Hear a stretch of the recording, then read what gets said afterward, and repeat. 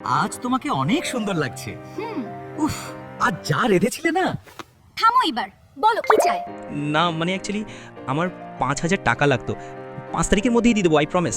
ও loan, ঠিক আছে, কিন্তু লেট হলে ফাইন সহ দিতে হবে। রাজি? রাজি রাজি।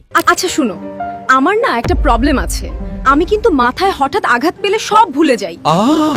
এটা তো আগে জানতাম না। তোমাকে বলা হয়নি। যদি আমি আবার মাথায় আঘাত পেয়ে ভুলে যাই যে তুমি আমার থেকে লোন নিয়েছো, তুমি আমার কিন্তু চিটিং করবে না, মনে করিয়ে দিবা।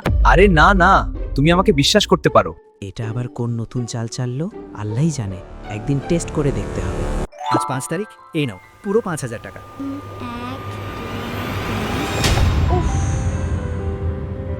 এই আর ইউ ওকে?